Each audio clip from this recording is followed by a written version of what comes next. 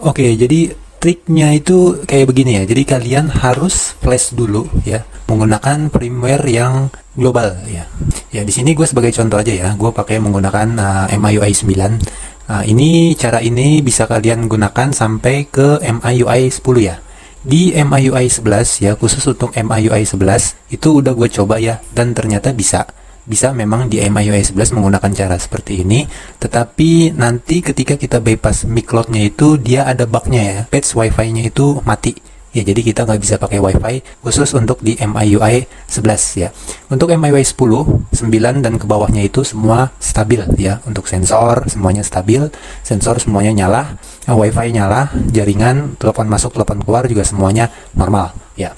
Nah, di sini gue menggunakan versi MIUI 9 karena gue cuma punya bahan MIUI 9. Walau untuk pakai MIUI 10 bisa ya, cuma gue kebetulan gak ada bahannya, jadi gue malas downloadnya ya, karena lama ya download firmware-nya. Jadi yang ada aja yang gue pakai sebagai contoh ya. Trikinya itu seperti ini ya, jadi kalian ikuti dulu trikinya. Kalau kalian salah menggunakan trikinya, nanti jadi kerjaan ulang ya, jadi kalian akan flash ulang lagi urusannya. Kita setup seperti biasa ya, kita setup seperti biasa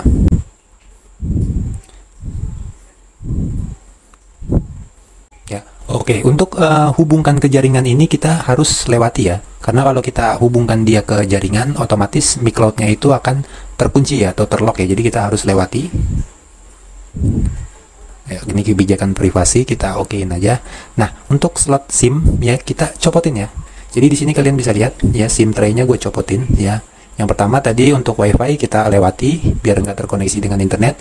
Terus untuk SIM-nya juga kita harus copot ya. Jadi kita lewati aja. Ya oke. Jadi selanjutnya kita seperti biasa ya, ini akun Google kita lewati aja. Nanti aja kita setup di dalamnya.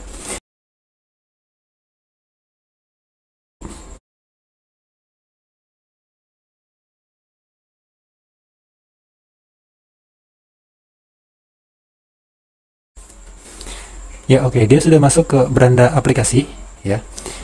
Nah, tahap selanjutnya adalah kita masuk ke menu setelan ya. Ini kita masih dalam keadaan offline ya, masih dalam keadaan offline. Jangan sampai dia tersambung ke internet ya, karena langsung terkunci micloud jika dia tersambung ke internet.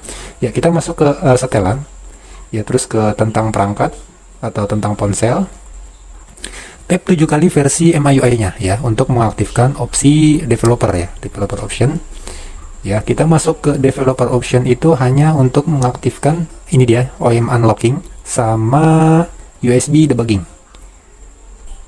Oke, jadi cukup sampai sini aja. Tahap selanjutnya kita tinggal eksekusi HP ini menggunakan tools smart tool yang sudah di crack ya. Jadi kita akan beralih ke layar monitor. Oke, kita hubungkan komputernya ke PC HP-nya ke komputer atau laptop ya. Untuk mendeteksi USB debuggingnya kita perlu aplikasi ketiga ya, yaitu ADB, minimal ADB dan Facebook. Ini bisa kalian download aja di Google, linknya banyak ya. Cara installnya juga gampang ya, tinggal ikuti aja perintah-perintahnya. Nah, di sini kita deteksi dulu USB debuggingnya, ketik aja ADB devices ya. Ya, nanti dia akan ada perintah seperti ini. Ini kita oke aja. Kita cek lagi. Ya, dia sudah terdeteksi. Di sini ada serial numbernya untuk device-nya, berarti dia sudah terdeteksi. Lalu kita buka softwarenya ya. Ini dia Smart Key yang sudah di crack ya. Nanti link downloadnya akan gue sediakan di kolom deskripsi ya. Ini size-nya juga nggak terlalu besar ya, kecil.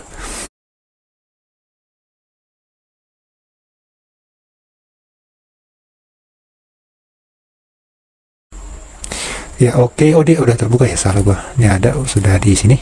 Ya, di sini kita pilih, ini kan banyak nih opsi-opsinya ya. Jadi gua nggak jelasin ya satu persatu karena kita fokus aja ke ke tutorial ya. Ya, di sini ada beberapa pilihan. Nah, kita pilih yang Android ya. Ya, di sini kita pilih Android. Terus kita pilih ke disable me account ya.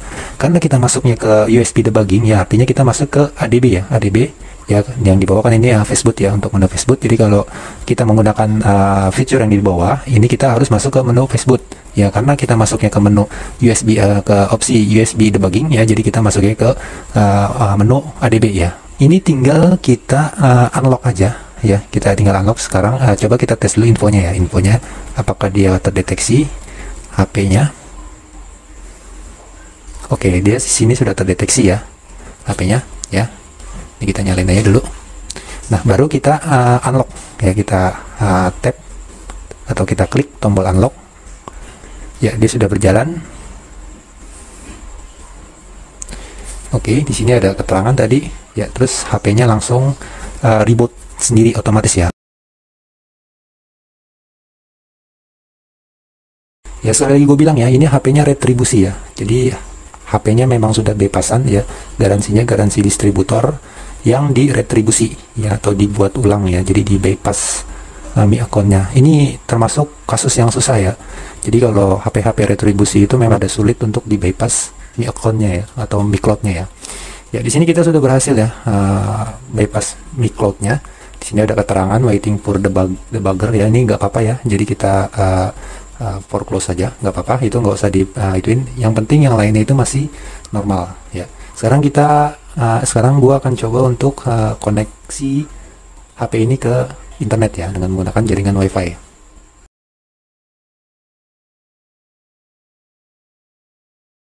Oke, sudah sudah tersambung ke jaringan WiFi ya. Di sini juga ada keterangan Google Privacy ya. Ya, dia sudah tersambung ke jaringan WiFi dan berhasil kita bypass ya. Jadi dia nggak terkunci lagi Mi Cloud-nya. Ya, kita jadi masuk ke Chrome aja ya. Kita tes Chrome-nya. Lain kali. Oke, ini sih udah berhasil ya.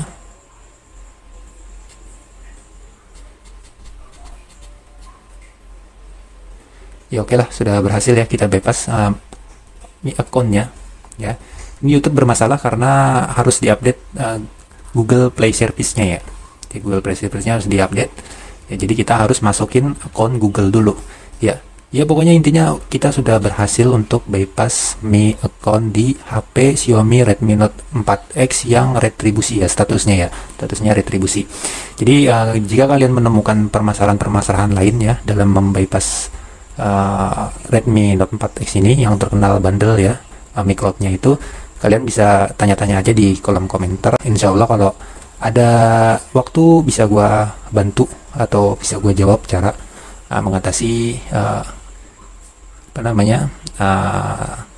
bypass Mi Cloud-nya ya. Ya, untuk video kali ini jadi seperti ini aja dulu ya. Semoga video ini bermanfaat ya. Dan ini kalau ada kesalahan kita sharing aja di kolom komentar ya. Ya oke, terima kasih sudah menonton dan menyimak. Akhir kata dari gua, assalamualaikum warahmatullahi wabarakatuh.